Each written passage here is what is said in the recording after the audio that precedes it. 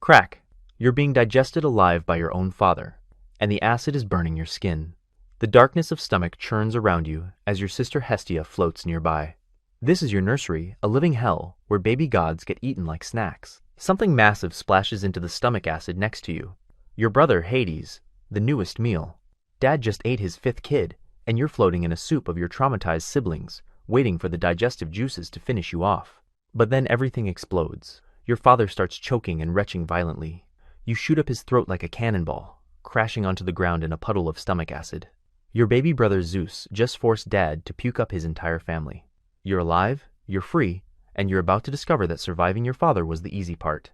Most gods earn their terrible fates, but you're about to get screwed by pure random chance. As soon as you're born, the Titans want you dead. Your grandfather Uranus leads an army of ancient gods who see you and your siblings as threats to their power, and now every old god wants to squash you like bugs. Your first battle happens when you're barely walking. A massive titan named Pallas storms toward your makeshift camp. He's 50 feet tall with fists that could crush mountains, and he's aiming straight for baby you. You panic and wave your tiny hands. Water erupts from underground springs, creating a wall between you and the giant.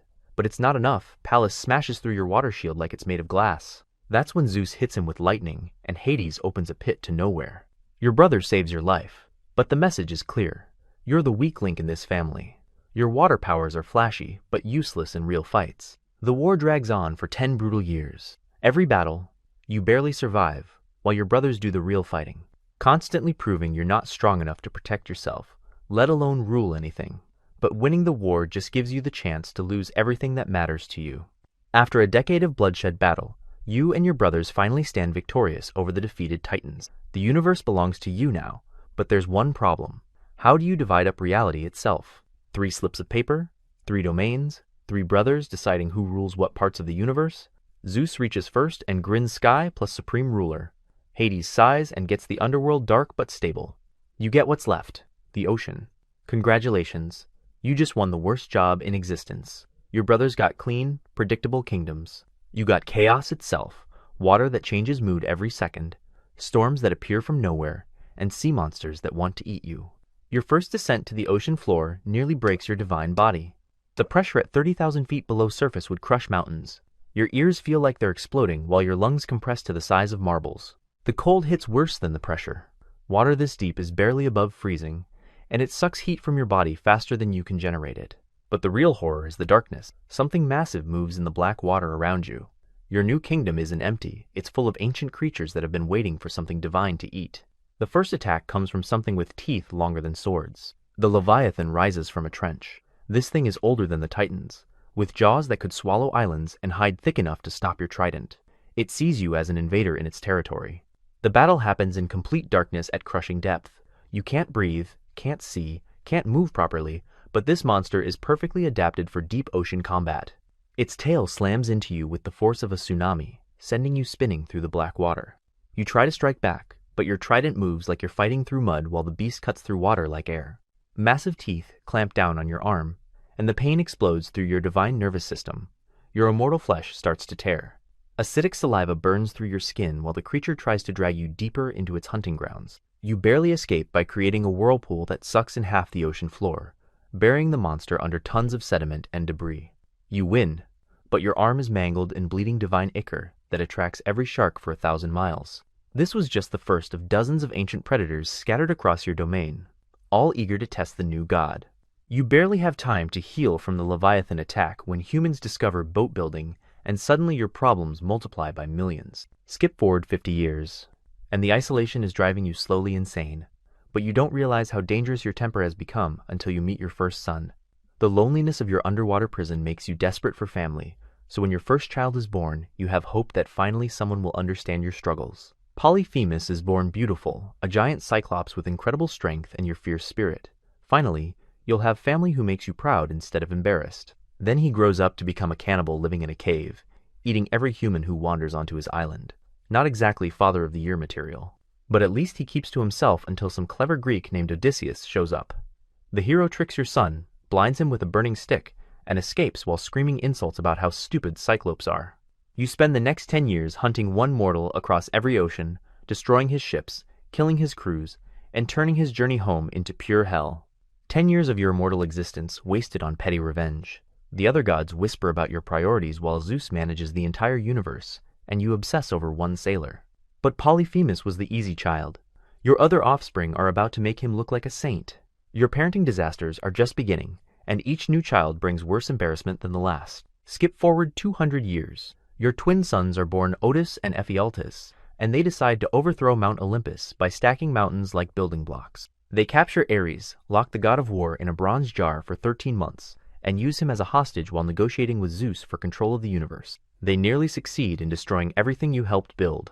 Your own children almost wreck the cosmic order, and you can't stop them without starting another war that would kill thousands. When Apollo finally kills them both, you're left staring at their bodies wondering how your DNA keeps producing rebels and monsters instead of heroes. Skip forward 50 years, you become a laughingstock among gods and mortals. Other gods' children become famous heroes. Your offspring become cautionary tales about power without wisdom.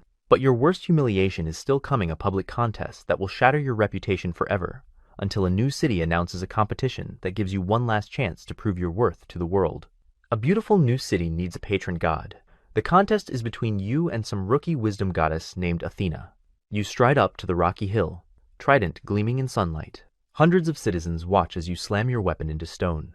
The ground splits with thunder, and a massive spring erupts 30 feet high. The crowd gasps in amazement at your spectacular display. You cross your arms, smiling.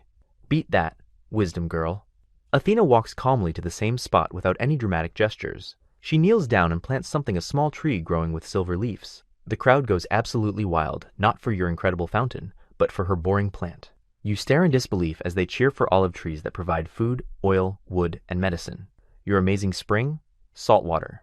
Completely useless for drinking, farming, or anything humans actually need. Every citizen votes for Athena without hesitation. They name their city Athens. You're left standing next to your impressive but worthless fountain, wondering how spectacle lost to substance. Your response is swift. Flood the entire valley in a massive tantrum. The destruction doesn't improve your reputation, but rage feels better than humiliation. Unfortunately, this becomes the first of many crushing defeats that break your spirit completely. The Athens disaster opens the floodgates to a series of rejections that will define the rest of your miserable existence. Each public defeat gets witnessed by gods and mortals, building your reputation as someone who offers spectacular but useless solutions. Your response is always the same destructive tantrums that flood. Meanwhile, Zeus gets magnificent temples and constant worship, while you get quick prayers from terrified sailors hoping not to die. Your younger brother became the most beloved god in existence, while you're the crazy uncle. The isolation in your underwater palace becomes torture. You talk to sea creatures that can't respond, hold conversations with underwater thermal vents, and start treating the constant water pressure like a living enemy. Skip forward centuries, and your rage literally boils the seas around you. When you're angry, the water temperature spikes enough to kill everything for miles. When you're sad, your tears change the ocean's chemistry, creating acidic dead zones that burn through anything living. After millennia of this endless torture, you finally reach your breaking point and make one desperate attempt, an attempt that can decide this universe's life.